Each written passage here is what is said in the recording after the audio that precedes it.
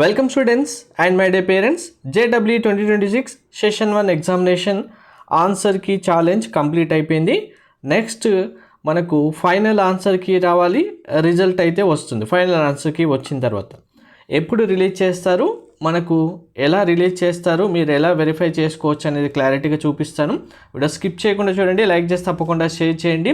Complete update guidance కోసం channel subscribe చేసుకొని bell button అయితే ప్రెస్ చేయండి. అలాగే మీకు కంప్లీట్ గైడెన్స్ కావాలి, మెంటర్షిప్ కావాలంటే డీటెయిల్స్ డిస్క్రిప్షన్తో పాటు కామెంట్లో పిన్ చేశాను చూడండి.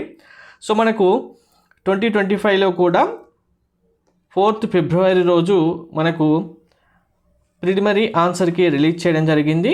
ఆన్సర్కి ఛాలెంజ్ కూడా సేమ్ 6th వరకు టైం ఇవ్వడం జరిగింది. ఈ ఇయర్ కూడా సేమ్ ఇదే డేట్స్లో ఇవ్వడం జరిగింది. సో లాస్ట్ ఇయర్ మనకు 9th రోజు ఫైనల్ ఆన్సర్కి రిలీజ్ చేయడం జరిగింది.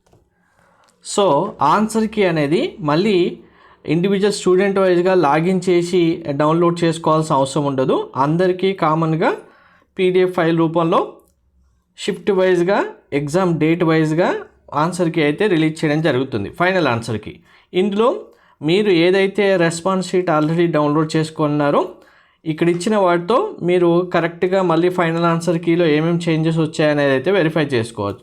మేము రెస్పాన్స్ షీట్ డౌన్లోడ్ చేసుకోలేదు అన్న వాళ్ళకి చేయడానికి ఏం లేదు. ఫైనల్గా రిజల్ట్ వచ్చిన తర్వాత ఎంత పర్సెంటేజ్ వస్తే దాన్ని యాక్సెప్ట్ చేయాల్సిందే. మీకు మార్క్స్ తగ్గాయి పెరిగాయి అన్నదానికి ఏమీ ఉండదు ఇంకా. సో ఇలా షిఫ్ట్ వైజ్గా మీకు ఫైనల్ ఆన్సర్కి అయితే వచ్చేస్తుంది. వచ్చిన తర్వాత పీడిఎఫ్ మీకు టెలిగ్రామ్ వాట్సాప్ ఛానల్లో కూడా నేను అప్డేట్ చేస్తాను. డిస్క్రిప్షన్లో లింక్స్ ఉన్నాయి, జాయిన్ అవ్వండి.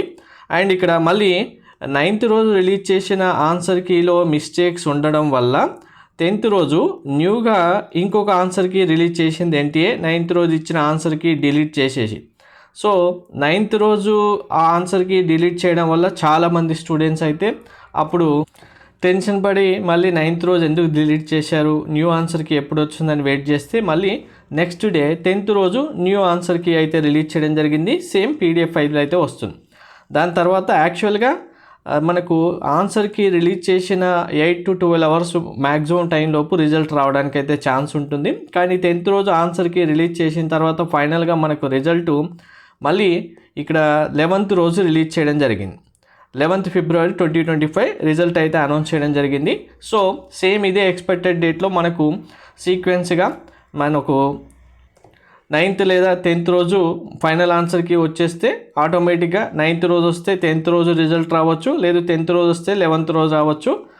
మోర్ కేసెస్ మనకు ఒకవేళ ఇది మిడ్ నైట్ కాకుండా మార్నింగ్ అవర్స్లో రిలీజ్ చేస్తే మిడ్ నైట్ వరకు రిజల్ట్ రావడానికి కూడా ఛాన్సెస్ ఉంటుంది. కానీ ఎన్టీఏ ఆల్మోస్ట్ అన్నీ నైట్ టైంలో ఈవినింగ్ టైంలోనే రిలీజ్ చేస్తుంది. మార్నింగ్ టైంలో చాలా రేర్గానే వస్తాయి కాబట్టి సో ఏ టైంలో ఏ అప్డేట్ వచ్చినా మనకు ఫస్ట్ లింక్ యాక్టివేట్ అవుతుంది. లింక్ యాక్టివేట్ అయిన వెంటనే మీకు ఇన్ఫామ్ చేస్తాను. దాన్ని బట్టి మనకి ఎప్పుడు రిజల్ట్ రావచ్చు అనేది కూడా మీకు క్లారిటీగా అన్నీ చూపిస్తాను.